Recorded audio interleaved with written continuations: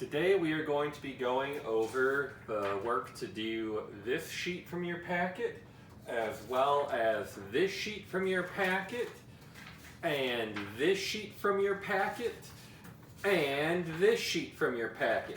These four sheets are going to be looking at the five main types of chemical reactions, which are synthesis, decomposition, single replacement, double replacement, and combustion. In synthesis, we have two things coming together to make one.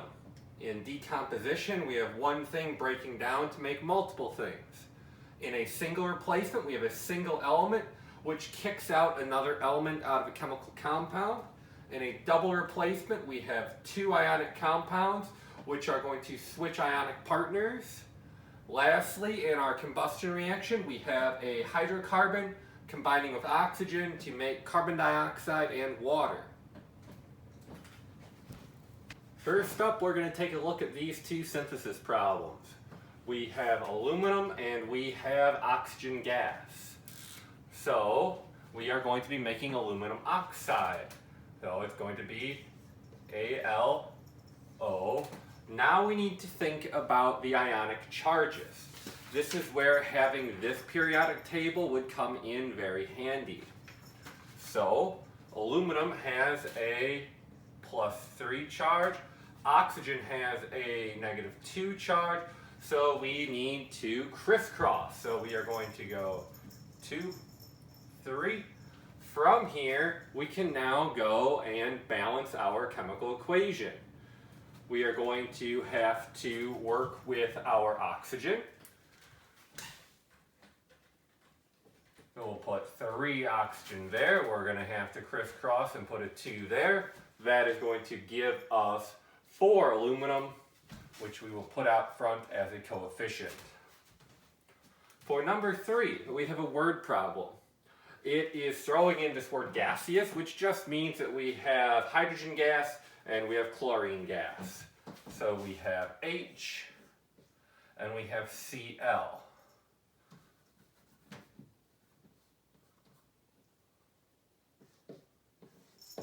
Now, hydrogen and chlorine are both, of course, diatomic, so we will write them as such.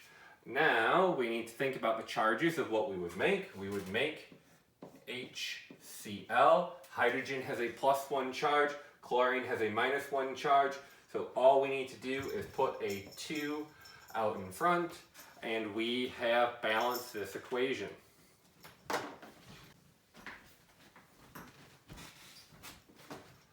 Next, we have decomposition reactions. For our first decomposition reaction, we have magnesium oxide, which is decomposing. This triangle is a delta, which just means that it is changing. So we are going to go from having magnesium oxide to having magnesium and oxygen. So we're going to have Mg and O.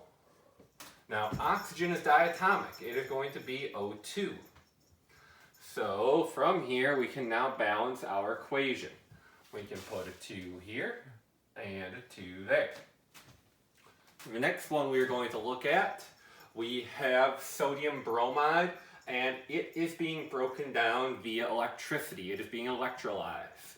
So this is just describing how this decomposition reaction is happening, because sodium bromide would not naturally break down without energy being put in from a source like electricity.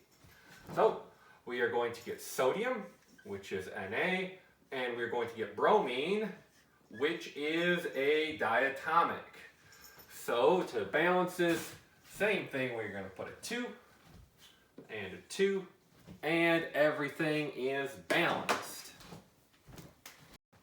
Now we're going to look at single replacement reactions. In these, metals are going to replace metals. A non-metal would replace a non-metal. So we are starting with calcium reacting with zinc chloride. So calcium is a metal, it's going to kick out zinc.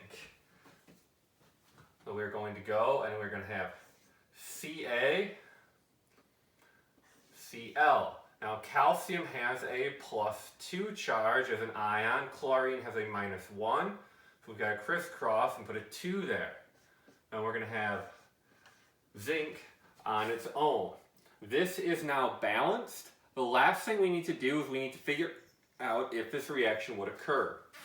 To do this, we are going to take a look at this activity series, and we are going to see that calcium is higher up the list than zinc. Since the replacing element is higher than the one being replaced, this reaction will occur. Next, we're going to look at silver trying to replace the copper in copper nitrate. So that would go, and we would get AgNO3. Silver has a +1 charge. It says on our periodic table, nitrate has a -1 charge. We are also then going to have copper. We now need to balance this equation. We have 2 nitrates here, 1 here. So we're going to put a 2. And we're going to place another 2 there. Last thing we need to do is we need to figure out if this reaction will occur. Now, our replacing metal, silver, is at the bottom. It is below copper, our metal which is being replaced. So we have no reaction here. So we have no RXN. Last one we are looking at, we have zinc and we have hydrochloric acid, HCl. This one is a little different because the hydrogen is going to act like a metal. It is in that alkali metal group. So we are going to go, we're going to make zinc chloride. So we're going to have ZnCl. Now zinc always has a +2 charge. Chloride has a -1 charge. So we are going to crisscross. We're going to put a 2. And we can't forget about our hydrogen. So our hydrogen is going to exist as H2 because it is diatomic. We now have 2 chlorines, we have 2 hydrogens, so we can balance this just by putting a 2 here. Last thing we need to check is, does this reaction occur? To do this, we're going to look at our activity series. We are going to see that zinc is higher up than hydrogen. Since zinc is higher than hydrogen, this reaction does indeed occur. Now we're going to take a look at some double replacement reactions. With these double replacement reactions, we have 2 ionic compounds which are switching ionic partners. So our silver is going to end up with chlorine. We are going to have AgCl.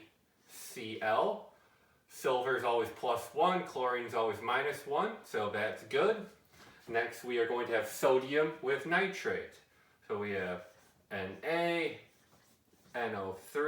Again, we have a +1, -1. Now we need to look at the states of matter. Everything on our reactant side is always going to be aqueous. So we can label this as aqueous, and we can label this as AQ for aqueous as well. Now you will need to either use the rules from this sheet, or you can use your solubility table. If we find AgCl, we will find that it is a solid. If we find sodium nitrate, we are going to find that it is aqueous. So we are going to have silver chloride precipitate out of this reaction.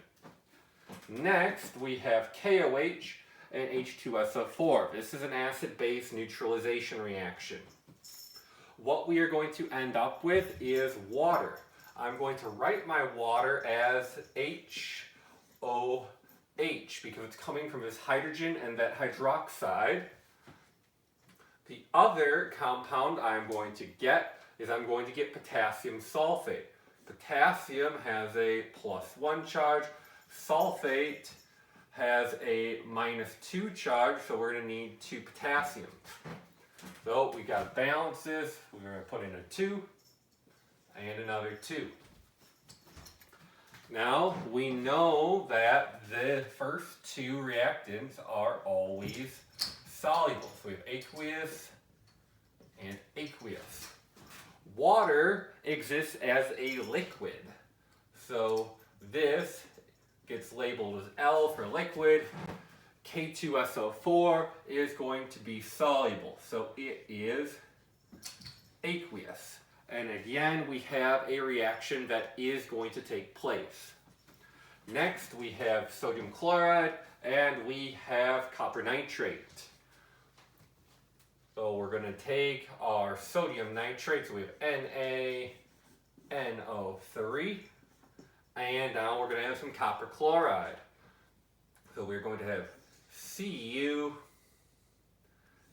Our copper has a 1 charge here, so we're going to maintain the charge of 1 over here. Now we need to think about our solubility. The first two are aqueous. We have AQ and we have AQ. Sodium nitrate is aqueous. And if we check our copper compound, it is aqueous.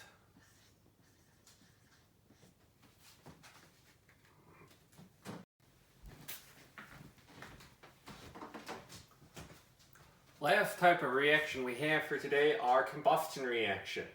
In these we've got a hydrocarbon that combines with oxygen. Now the products we always know. We always know we make CO2 and H2O. We now start our balancing with our carbon. So we got 3 carbon, so we're going to go and we're going to put in 3 CO2.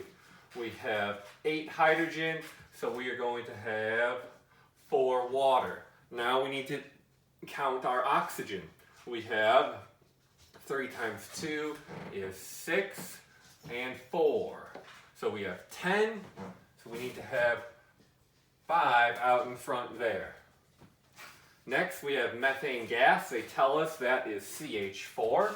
That's all we really need to know. So we have CH4. It combines with oxygen gas, which is O2. And we know it makes CO2 and H2O. Carbons are balanced. Hydrogens, we will put in a 2. We're going to count our oxygens. We have 2 oxygens. We have another 2 oxygens. So we better have 4 oxygens on both sides. That is it for balancing for today. Please like and subscribe. Have a good day.